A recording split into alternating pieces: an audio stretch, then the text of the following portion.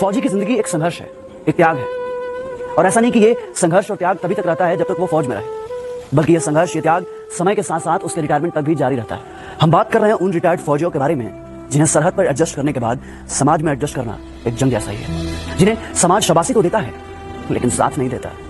एक ऐसी अनसुनी आवाज जो दशकों के बाद दब के रह जाती है गांव के किसी कोने में और सिमट के रह जाती है वोटर लिस्ट के पन्नों। जब 18-19 साल का फौजी फौज ज्वाइन करता है ना, तो वो बिछड़ जाता है अपने समाज से, अपनी मिट्टी से, अपने गांव से, अपने आंगन से। और गांव भले अपने फौजी को भूल जाए, लेकिन एक फौजी अपने गांव को कभी नहीं भूलता। साल के हर 30 त्योहार याद दिलाते हैं कि फौजियों के भी होली और दिवाली आता है, लेकिन वो समय के साथ सब छोड़ देता है। होली, दशहरा, दिवाली, वो छोड़ देता है अपना समाज, अपनी जवानी, अपना बचपन, अपने सपने, और उन्हीं सपनों और अपनों के बीच छोड़ देता है एक आम जीवन, क्योंकि उनके रगों में खून नहीं देशभक्ति दौड़ती है। लेकिन वही 40 साल का फौजी जब रिटायर होकर वापस घर आता है तो वो दुनिया से कट चुका होता है। वो सोशली कट ऑफ हो जाता है समाज से। वो समझ ही नहीं पाता सर्विस और रिटायर के बीच के गैप को। वो पाटने की कोशिश करता है इस खाई को। वो जोड़ना चाहता है दिल और दिमाग को। वो फिर से पुराने लम्हों को जीना चाहता है। वो सींचना चाहता है अपने खून और पसीने से अपनी मिट्टी और खेत को। लेकिन ये समाज, ये दुनिया उसके जज्बातों का मजाक बनाती है। उसके भावनाओं को पागलपन करार दिया जाता है। लेकिन एक फौजी फौजी होता है। उसको खुद पे भरोसा होता है। उसे पता होता है कि वो जो कर रहा है सही है। उसे तो आज भी लगता है कि दुनिया पूछेगी उसे कैंटीन की तरह और सर पे चढ़ा कर रखेगी रंग की तरह। उसे तो आज भी लगता है कि दुनिया एक सर्विस की तरह है और यहाँ भी सारे काम फौज की तरह ईमानदारी से होते हैं। और ये भी एक कड़वा सच है कि दुनिया रिटायर्ड फौजियों को जगह नहीं देती साहब। वो बना के रखती है एक ऐसा गैप और राजनीति जिसका गणित आज तक किसी फौजी को समझ में नहीं आया, और उसकी इसी मासूमियत का फायदा सारी दुनिया उठाती है। पता है, जब दुनिया सो रही होती है नींद की आगोश में, तो वो तड़के सुबह उठ जाता है गाय भैंस को चारा डालने के लिए और निकल जाता है दूर कहीं गाँव में टहलने के लिए। अब गाँव में उसके कोई साथी संगाती नहीं होते, वो बिल्कुल अकेला होता है कई जनों के बीच में, एक अजनबी की तरह, या यूं कहें कि एक परदेसी की तरह। फिर वो बनाता है गांव के बच्चों को अपना साथी और काटता है उनके साथ रिटायरमेंट के बाद की बची हुई जिंदगी। वह सुनाता है बच्चों को उन्हें फौज और फौजियों के किस्से और दिखाता है उन्हें जमीन और लड़ाइयों के हिस्से। वो बांटता है अपना दुख दर्द और खोजता है उन पलों में अपना पल, क्योंकि फौजी अपने किस्से कहानियों को बार बार जीता है। एक फौजी अपने सिस्टम में इतना ट्रेंड होता है कि वो किसी भी मिट्टी, किसी भी मौसम में खुद को ढालने की क्षमता रखता है। लेकिन न जाने हमारे समाज की ऐसी मानसिकता क्यों है कि रिटायरमेंट के बाद एक फौजी को सिक्योरिटी गार्ड से ज्यादा काबिल समझा ही नहीं जाता। कभी ओसारे में बैठ उन रिटायर फौजियों को देखिए और उनकी आंखों से छलकते जीवन के संघर्ष को देखिए। ऐसा लगता है कि बचपन की उम्र में रिटायर वो फौजी अभी भी वो अपना बचपन ढूंढ रहा है। वो देख रहा होता है कि शायद अभी भी रेलवे स्टेशन पर कोई घर से आ जाए और पूछे उसका हाल और देश दुनिया का समाचार।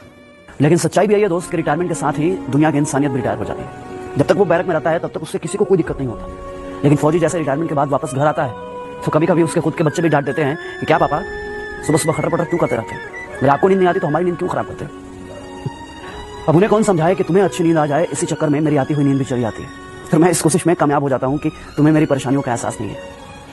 आवाज कड़क हो इसका मतलब ये नहीं है कि दिल मोम का नहीं हो, पर यह जमाना कैसे समझ पाएगा कि फौजी की सुबह के खटर पटर में फौजी अपने फौज की जिंदगी की खनक को ढूंढना चाहता है। एक फौजी के नौकरी के शुरुआती समय लड़खड़ाते घर को संभालने में ही चला जाता है और बाकी रिटायरमेंट के बाद की जिंदगी के उतार चढ़ाव से निपटने के लिए उसे आधा मिलने वाले पेंशन के आधे में ही अपना जीवन सर्वाइव करना होता है।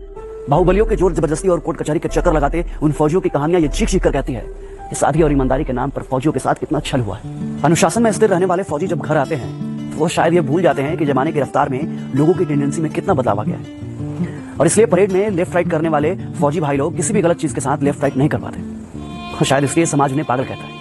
हाँ, फौजी लोग ना पागल होता है, और उनके पागलपन का अंदाज आप नहीं लगा सकते, क्योंकि वो उनका पागलपन ही है जो कठिन से कठिन परिस्थितियों में भी वो कभी दो तरफा नहीं सोचते। और ये पागलपन और जुनून चाहिए एक फौजी को, क्योंकि सियाचिन, द्रास और कारगिल जैसे जगहों पर आम इंसान नहीं बल्कि एक जुनूनी फौजी ही सर्वाइव कर पाता है। लोग कहते हैं कि फौजियों का दिमाग घुटने में होता है। हाँ, आप सही सुन रहे हैं, फौजियों का दिमाग ना घुटने में ही होता है, क्योंकि तभी तो फौजी दुश्मनों के सामने घुटने नहीं टेकते। और एक बात और, ज्यादा दिमाग वाले लोग ना सिर्फ मच्छरदानी ही संभाल सकते हैं, दुश्मन का मोर्चा नहीं।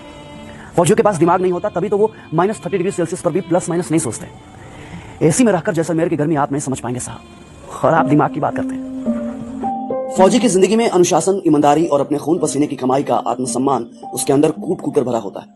उसकी पाई पाई में सियाचिन की सर्दी और जैसलमेर की गर्मी का खतरा खतरा मौजूद होता है। सर्विस से डिस्चार्ज होने के बाद जब वो अपने पैसे को सही समय और सही जगह पर खर्च करता है तो लोग उसे कंजूस कहकर उसके पसीने का मजाक उड़ाते हैं। जब वो किसी ऑफिस में घुसकर बाबू लोगों से घूस लेने का विरोध करता है तो लोग उसे बेवकूफ समझते हैं, लेकिन लोग जब अपने गिरेबान में झांक कर देखेंगे ना, तब उन्हें मालूम चलेगा कि असल में बेवकूफ कौन है। और अंत में जब मैं सोचता हूं कि वो जो अपनी जवानी कुर्बान करता है, जो तपस्या और त्याग करता है, आखिरकार उसे मिलता क्या है?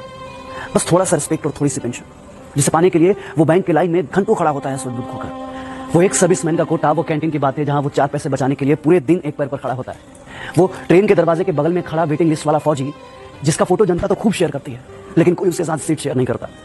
कहते हैं ना दोस्त की जिंदगी को कम समय में जीना हो तो फौजी बनिए, क्योंकि देश के लिए दीवानापन दिल से फौजी बनने के बाद ही आता है। बातें तो खूब होती है 15 अगस्त और 26 जनवरी के दिन, लोगों में देशभक्ति का ज्वार उठता है जो कुछ ही दिन बाद भाटा की तरह शांत हो जाता है। समाज में फौजी होना एक गर्व का विषय है, पर खुद के लिए क्या, यह फौजी अंत तक नहीं समझ पाता।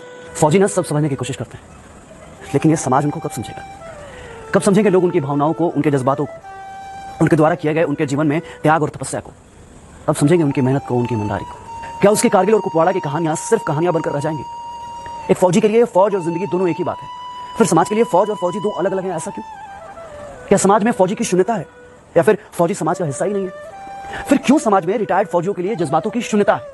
ये सारे सवाल समाज से और सनद रहे, समाज का हिस्सा आप भी है, सोचिएगा जरूर।